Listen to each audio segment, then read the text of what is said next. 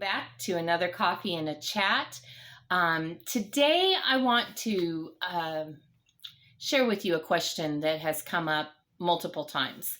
And back when I was a Christian counselor, I was asked this several times. And I just thought I would share it with you today. There was one particular man who I remember who was one of my clients, and his wife had passed away, and he was just really having a struggle getting through that. And, and he wanted to be able to move on, and get back in life, but he just was grieving the loss of her so hard. And so one day he asked this question, which, like I said, I'd been asked several times before from other people going through similar things. See, first off, he was a follower of Christ and his wife had been a follower of Christ. And so his question to me was it wrong for him to be grieving? Was it wrong for him to feel sadness? Was he somehow sinning or failing God? Was it showing a lack of faith or a weakness in him? And I thought, well, that's an interesting, so I asked him, well, what are you thinking? Why are you thinking that? And he said, well, he goes, I know, I know where my wife is, that I'm not worried about that I know she loved Jesus more than anything, and that's where she's at, that she's with him. So shouldn't I really be happy about that? Why am I so sad? Why am I grieving? Do I really maybe question it? Am I lacking? Is there a weakness, something failing in me that I am grieving this so hard? When I probably should be filled with joy, because we're all going to die someday. And, that's not the question of, are we going to die? The question is, where are we going to be? And he goes, if we absolutely, beyond a shadow of a doubt, are confident that our loved one is with the Lord, then shouldn't we just be rejoicing over it? Is there something wrong with us that we're not? And I thought that's a very interesting question. And I'm going to share with you today what I shared with him. So I went to the 11th chapter of the book of John, and this starts out talking about Lazarus. Now, Lazarus was a man who had two sisters, Mary and Martha, and they lived in Bethany. Now, Lazarus, he got sick, and so his sisters sent word to Jesus. He wasn't there. He was with his disciples somewhere else. So they sent word to him saying, hey, letting him know that Lazarus, he's sick, and, and it was serious. And so when Jesus heard this, and loving Lazarus and all, you would think, or at least his disciples thought that, well, we're going to go to Bethany, right? We're going to go see Lazarus because, Jesus was going around healing people. So surely we're going to go and Jesus is going to heal Lazarus. But instead, it says that when Jesus heard this message that had been sent to him, he says to them, this sickness will not end in death. No, it is for God's glory, so that God's Son may be glorified through it. Now, he loved Martha, and he loved Mary, and he loved Lazarus. But when he heard he was sick, he went and stayed where he was 2 more days. He didn't get up and go. And the disciples, I think, were probably pretty confused about that. Here's somebody that you really love, and he's sick, and he needs your healing touch, and that's what you do. So we should be going, right? But no, they stayed for 2 days. Then after 2 days, then it says that Jesus says, okay, let's go back to Judea. And so they're like going, they're concerned about that because the last time he'd been there, they had tried to kill him. And so anyway, Jesus talks to them about that, and that, and that they're going. So he says, our friend Lazarus has fallen asleep, but I'm going there to wake him up. Well, then they go, oh, well, then this is good news. If he's asleep, that means he's going to get better. And, but see, Jesus wasn't talking about sleep like you go to bed and go to sleep. He was talking about sleep like when a person dies. And so he just plainly tells them, he goes, look, guys, Lazarus is dead. And it's for your sake that I'm glad that I wasn't there, because now you're going to believe. So let's go to him. So one of the things, as the story goes on, and they go back to they head to where Lazarus and Mary and Martha lived. As they get there, Martha, hears that he's coming, and so she runs to meet him first. And she's so happy to see him and all, but she's also very grieved, and she tells him Lazarus has died. And if only you'd been here, you could have made him well. So she knows, because they've seen Jesus heal people. So she knows Jesus could have healed him.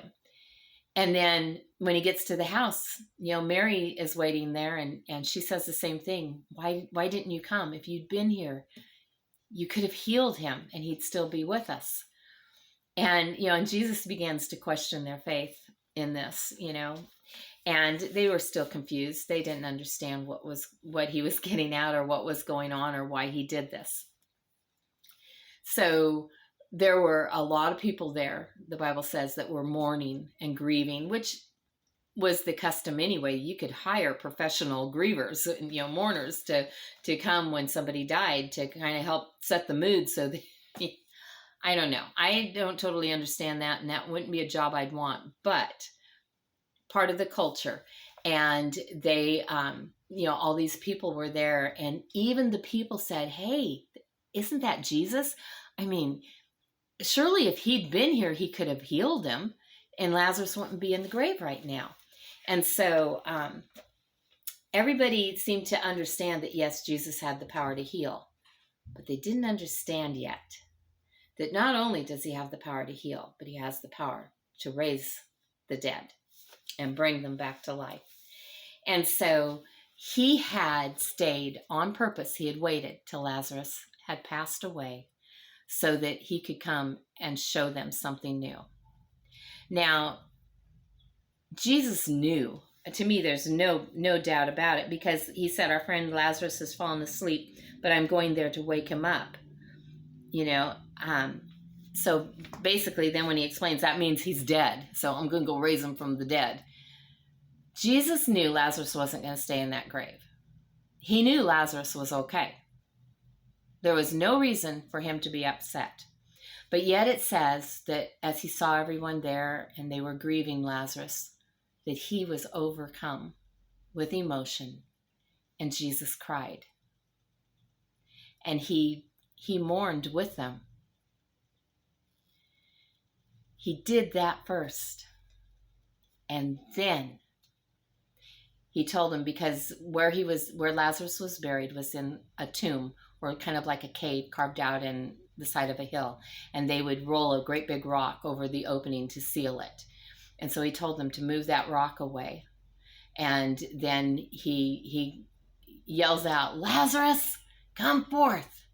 And it says that life went back into Lazarus, and he got up and he walked out of that tomb.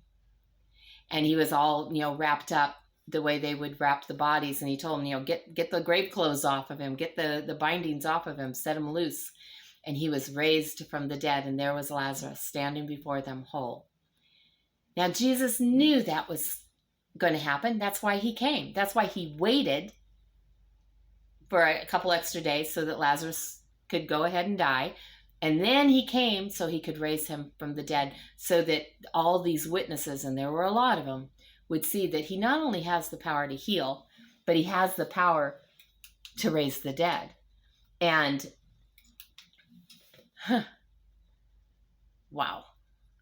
But yet, even with all of that, he wept, he cried, he grieved, he mourned. And I told this man, if Jesus, who knows, not only does he know where we're at and how we got there and what's going to happen and everything, and he knew that Lazarus was going to come out of that grave and all this sadness was going to turn into a true celebration of life, not, the funeral was going to become a true celebration of life instead of mourning the dead. But if even he stood at the tomb and grieved and cried and mourned with the rest of them, I feel that we're supposed to, that it's okay, that he He put that in us to release those emotions in that way. So even though I may know where my mom is and where my dad is, I have no doubt where they're at. Some people, I'm not too sure. But with my parents, yeah, I have no doubt. So even though I know they're there, and I do rejoice that they're with the Lord and that I will see them again, still in this life, whatever days I have left on this earth, I have to go through it without them. And that's what makes me sad. Not all the time. There's been, we're coming up on, here in less than 2 weeks, okay, in 12 days, my father will have been gone for 3 years. And my mom, we just passed her anniversary date of being gone for 5 years. So I've gone a while without them, but I still miss them. I still long for that time that I can share with them and talk to them.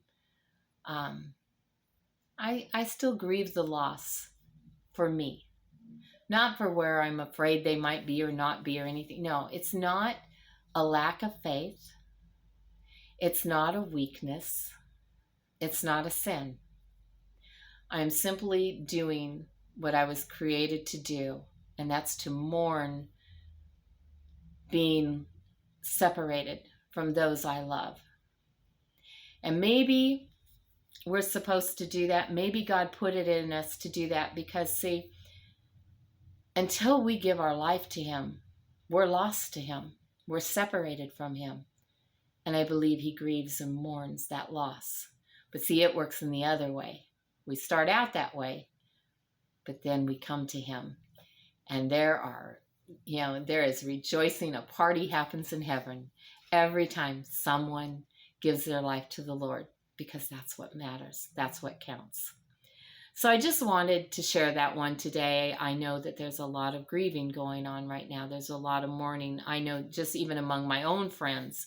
I was thinking today, I've had several friends this year that have been widowed. I've had several friends pass away. It's been a hard year. And for me and those that I know and love, it's been hard for them. Maybe it's been hard for you. It's okay to miss those that are gone. It's okay to grieve and mourn. In fact, we were created to do that. It's not a sin. It's not a lack of faith. It's not a weakness. So, yep, Lord was just talking to me about that today. Remember? And when He talks to me like that, then I figure, even though I don't know who it may be, there's somebody out there that just needs that little extra encouragement. And see, it could even be that this word that's spoken right now, it may be on the air, out there in the airwaves of the internet. And 5 years from now, when somebody needs it, it'll be there for them. Next week, when somebody needs it, it'll be there for them.